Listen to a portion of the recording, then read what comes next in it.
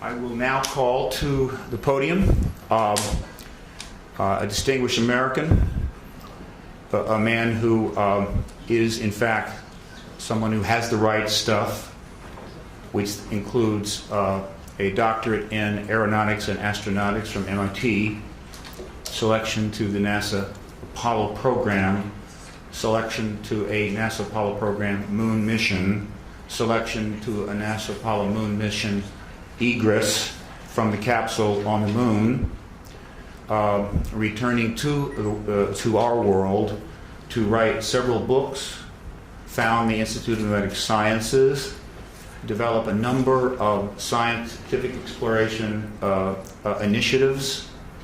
A man who's received far more awards than I could possibly list here, but which do include the Presidential Medal of Freedom nomination for the Nobel Peace Prize in a number of honorary doctorates.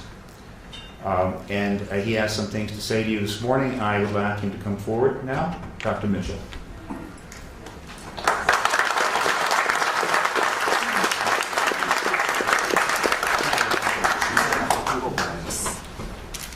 Thank you very much for being here. My story with regard to the disclosure process is very simple. I grew up in Roswell, New Mexico, the site of the first UFO crash, the alleged UFO crash. And my story is as a result of growing up there. I was a senior in high school, just going into my senior year in 1947, when on one day the Roswell Record announced that an alien craft had crashed, and the next day changed that story and said no, the Air Force said that was a weather balloon. And since I was on my way to college and more interested in those things, I didn't pay much attention to it at that point in time. However, my family was in the agribusiness. My grandfather was a cattle buyer and sold registered herds of bulls to the ranchers in the area, knew everybody in the area, in the Pecos Valley and beyond, sold cattle into Arizona, western Texas, and was affectionately known as Bull Mitchell in those parts. And so it was not unsurprising to me later on that the lore of the area, of our friends and the people in Roswell, including the sheriff's department, and a military friend of ours, a major, who was also turned out to be a friend of Jesse Marcel, who was the first Air Force officer on the site of the crash.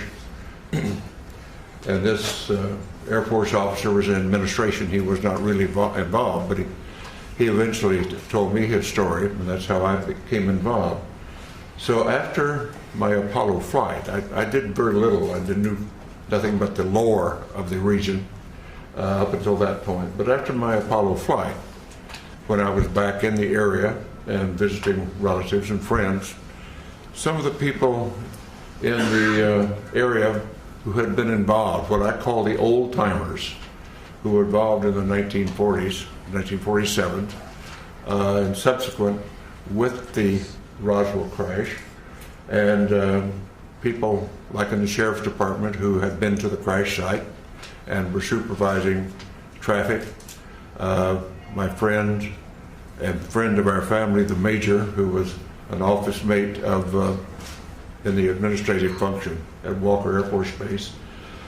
These folks, because they had been shushed and told not to talk about their experience by military authority in those days, and on dire consequence if they did, felt that here in the 70s, many years later, that they didn't want to go to the grave with their story. They wanted to tell somebody reliable. And being a local boy and having been to the moon, they considered me reliable enough to whisper in my ear their particular story and their association with the Roswell crash, including the family of the undertaker who provided coffins for the alleged alien victims, and others on site who had been involved or knew the story. And of course, eventually I ran into Jesse Marcel Jr., the son of the Jesse Marcel, who was the first military officer on the site, and knew his story, and knew his story well, and we became friends in later years in this disclosure movement. And at some point, about 10 years ago, and I can't remember what date it was right now, when the disclosure movement was going strongly, I came here to Washington with a Navy commander by the name of Will Miller and Dr. Stephen Greer, and we were able to get an appointment at the Pentagon to talk about what we knew, or what we allegedly knew, what we thought we knew, and went and told our story. And the powers that be at the Intelligence Committee of the Joint Chiefs of Staff listened to our story and said, the Admiral said, well, I don't know that story. I don't know that that's true, but I will find out. So we departed, went on our way, and subsequently learned through Dr. Greer and through Will Miller, and that those stories had been confirmed, and that the Admiral had been denied access when he tried to get into the inner workings of that process. And we had confirmation of that, although that Admiral now denies the fact that this is the fact. So my story is essentially that I do have no first-hand experience with the ET effort, except the fact that I know all of these research people that you'll hear from today, and some who are not here today, who have spent a long amount of their lives and time doing research into the alien visitation, UFO crashes, and so forth. And I urge that those who are doubtful read the books, read the lore, and start to understand what has really been going on, because there is no doubt we are being visited. And as a person who is a part of the first generation of being a spacefarer of our civilization and having gone to the moon, and realizing that I do, and many of us do now, that have seen the Hubble pictures from space, the universe that we live in is much more wondrous, exciting, complex, and far-reaching than we were ever able to know up to this point in time. And the fact we have wondered, were we alone in the universe forever? Only in our period do we really have evidence, no, we're not alone. We are just one planet with intelligent life on it, and probably it is time, now that we are spacefarers on our planet, that we get active, because we're really universal beings. And in the long stretch of things, if we think about it in the longest possible range, we realize, and I realize this from my studies in astronomy and astrophysics, our sun will burn out in due course, and we have to be off this planet if our species is to survive. So anybody, any species, any planet that is on around the mainstream star like ours is, only has a finite amount of time on that star before it burns out. And so our destiny, in my opinion, and we might as well get started with it, is become a part of the planetary community of nations, of planets, just like when we were much newer on this planet, and we found tribes over in the next valley or across the next mountains, and we started forming communities then and reaching out beyond ourselves. At this point in human history on this planet, we're now starting, and ready should be, to reach out beyond our planet and beyond our solar system to find out what is really going on out there. And the 20th and 21st century that we now live in, the beginning of the Industrial Revolution really didn't take off until the 19th century.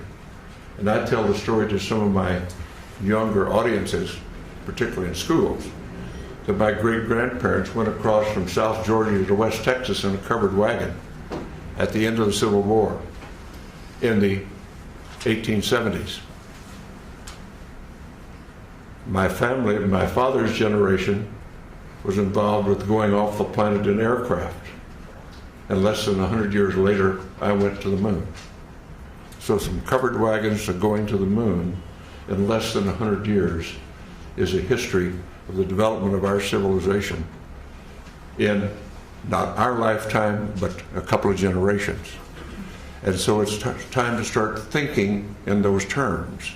And particularly since now, in the 20th and 21st century, we suddenly find that due to our expertise and our genius in science and technology, we have exploded our population from under 2 billion at the beginning of the 20th century to over 6.5 billion at this point. And our consumption patterns are clearly indicating that we are utilizing our non-renewable resources at an unacceptable rate, a non-sustainable rate. So we've got a lot of thinking to do about what being an advanced civilization really means.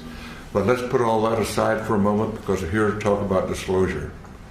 And what I am suggesting is it is now time to put away this embargo of truth about the alien presence. And I call upon our government to open up, like other governments have, and you will hear about that this morning, like the Belgians have, the French have, the Brazilians have, the Argentines, the Mexicans have all released their files. It's about time now that we do the same thing and become a part of this planetary community that is now trying to take our proper role as spacefaring civilization. Thank you very much for your attention.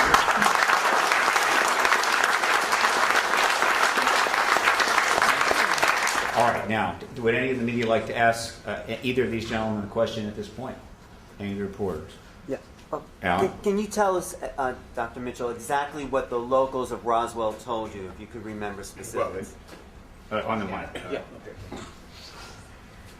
Yes, it was that the Roswell event was an alien craft, that it was not of this planet.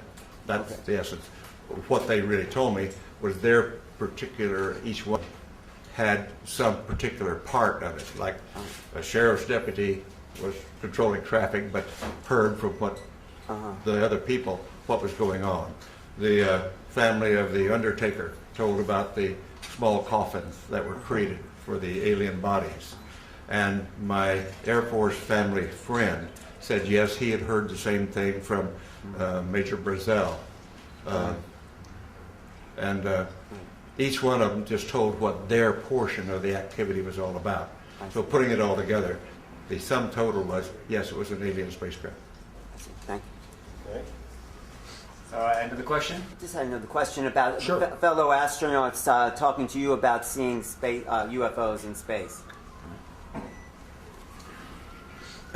No, I have talked to all of the astronauts up through the Apollo program. And the only ones that have had UFO experience were in their Air Force careers, where were vectored to chase a UFO, never quite made it, couldn't quite get them in their sights or whatever. And that was Deke Slayton, and Gordon Cooper had his experience that's been well recited about seeing one land at Edwards Air Force Base, seeing the pictures of it. Suddenly the pictures disappeared into the vaults of Washington and never returned. But the military people that had UFO experience were in their Air Force careers before the astronaut program. And of course, being a military and Navy pilot myself, the stories among airline pilots and other pilots is they're just all over the places. And we're all told, shut up about it. I never chased one myself, but all my friends that did, where it was all the same thing, don't talk about it. Thank you.